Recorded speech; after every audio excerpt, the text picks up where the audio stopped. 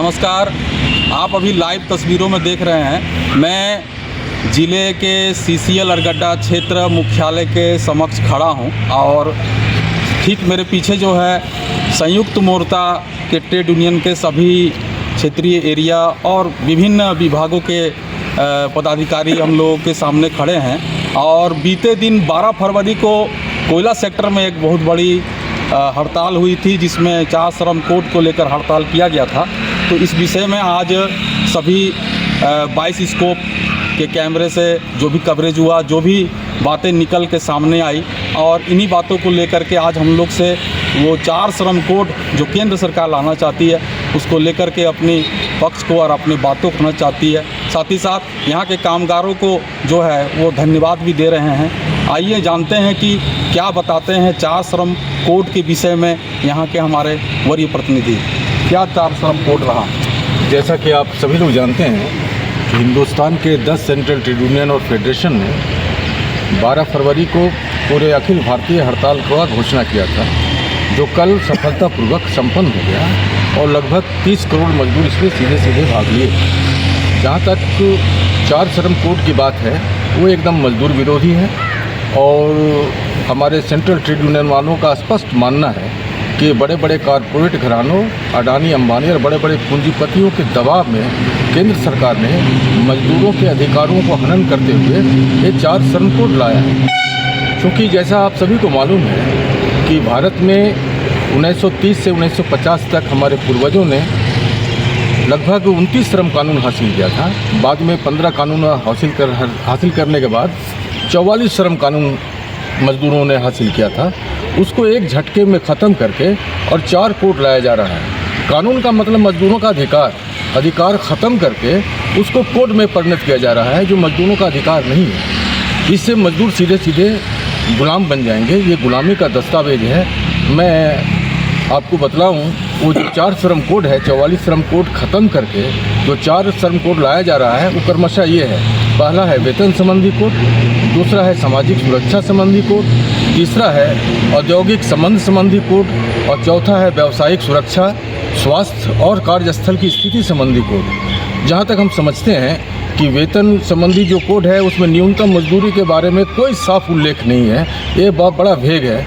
इसका व्यापक असर कोयला मजदूरों और साथ हिंदुस्तान के जितने भी मजदूर वर्ग हैं उनके ऊपर पड़ेगा। ये मजदूर विरोधी है। फिर जहाँ तक देखते हैं कि आप सामाजिक सुरक्षा की बात आ रही है, तो अभी लोगों को ग्रेजुटी मिलता है, पेंशन मिलता है, CMPF का पैसा मिलता है और भी बहुत तरह की सुविधाएं हैं। धीरे धीरे कुछ पैसा देके इसको एकमुश्त ख़त्म कर दिया जाएगा। फिर आप देखते हैं कि तीसरा जो आ रहा है औद्योगिक संबंध संबंधी कोड, ये है मजदूरों के ऊपर सबसे बड़ा खतरा। अभी आप क्या देखते हैं, सीधे मजदूरों के अधिकार कोई छीन लेगा, मजदूरों के आत्मा को ख़त्म कर देगा और जब उसका अधिकार ख़त्म हो जाएगा तो मजदूर सीधे गुलाम हो जाएंगे। और इस कोड में जो बात आई है, अभी हम लोग क्या करते हैं कि हिंदुस्तान में 8 घंटा काम करने का प्रावधान है, लेकिन देखिए ये कोड आएगा तो उनको 12 घंटा काम करना पड़ेगा। यहाँ तक कि जो महिलाएँ हैं, सूर्यास्त के पहले और सूर्योदय के पहले तक उनको काम करने नहीं दिया जा रहा है, लेकिन उनके भी श्रम को ही बेचने का काम करने की बात हो रही है और बड़ा वो उकसावा मूलक तरीके से बोला जा रहा है कि महिलाओं को हम अधिकार दे रहे हैं। सच्चाई ये है कि महिलाओं का शोषण होगा, ये हम लोगों का यूनियन का मानना है। फिर आप देखेंगे कि जो अधिकार जो हमको मिला था हड़ताल करने का, उसको भी छीना जा रहा है। अभी 14 दिन में हम हड़ताल का नोटिस देते हैं और हड़ताल करते हैं, लेकिन अब ये बहुत जटिल हो गया। 60 दिन पहले हमको इसकी नोटिस देनी होगी और नियोक्ता से पूछना होगा कि हम आपका हड़ताल करें कि नहीं करें।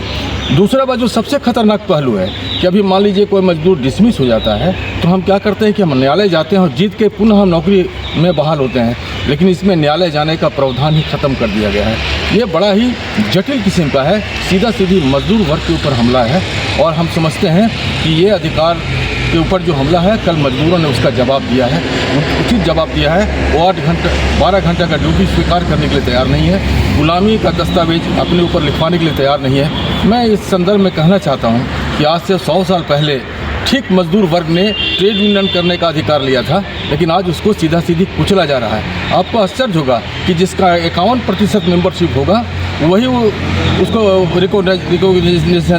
रिकॉग्नाइज किया जाएगा। बाकी 20% सदस्यता होना बहुत ज़रूरी है, इसलिए ट्रेड यूनियन नहीं रहेगा। मल्टी सिस्टम जो ट्रेड यूनियन है उसको ख़त्म कर दिया जाएगा।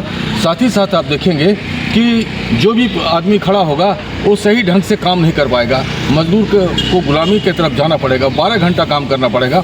ये तो खाली कागज़ में दिखाई दे रहा है। इस तरह अगर पूरे वस्तु स्थिति पर नज़र डालेंगे तो ये घोर मजदूर विरोधी है। और इसीलिए क्या होगा आगे मजदूरों का भविष्य, कोयला सेक्टर का भविष्य क्या होगा? अब हम लोग देख रहे हैं कि इसकी निजीकरण करने की बात है, जैसा मैं कह रहा हूँ, और अभी इसके प्रोसेस शुरू हो गए हैं। इसलिए मजदूरों की जिंदगी और मौत की लड़ाई है, उसके भविष्य की लड़ाई है, उसके अस्तित्व की लड़ाई है। आगे आने वाले दिनों में इसके बारे में रणनीति तय की जा रही है। इससे कितने मजदूर प्रभावित हो सकते हैं कोयला सेक्टर में? लगभग 2 लाख मजदूर, इससे कम नहीं होंगे। और आगे और वो 2 लाख नहीं मत बोलिए ना, उस पर 5 गुना और बढ़ा दीजिए। असंगठित मजदूर है, जो आउटसोर्सिंग है, सारे लोग परेशान होंगे ना। इसलिए इसका व्यापक असर पड़ेगा और ये मजदूर किसी भी कीमत पर गुलामी का दस्तावेज मानने के लिए तैयार नहीं है। क्या विरोध करें? क्या पक्ष है? मेरा नाम बैजनाथ मिस्त्री है, मैं अरगड़ा एरिया जो संयुक्त मोर्चा है उसका कन्वीनर हूँ।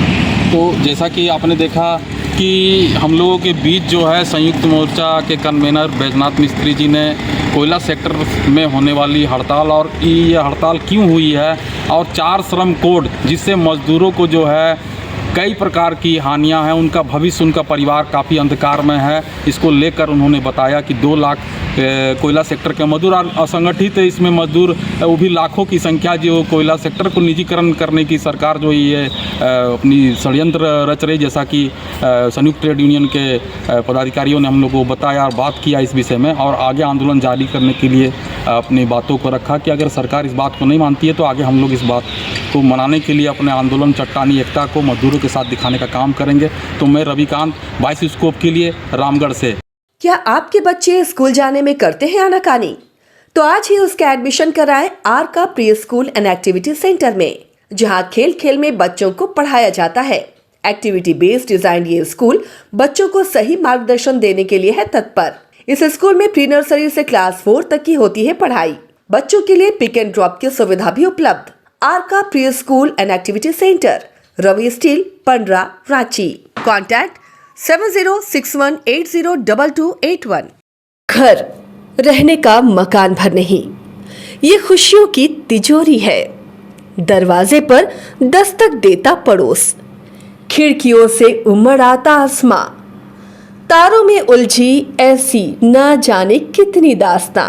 कहती हैं चले डायमंड सिटी, एक सफर हम सफर के साथ अपने घर तक। Diamond city, life long bonding, 500 से ज्यादा खुशहाल डायमंड परिवार। जल्दी करें, सिर्फ 200 फ्लैट बाकी। आज ही बुक करें अपना आशियाना।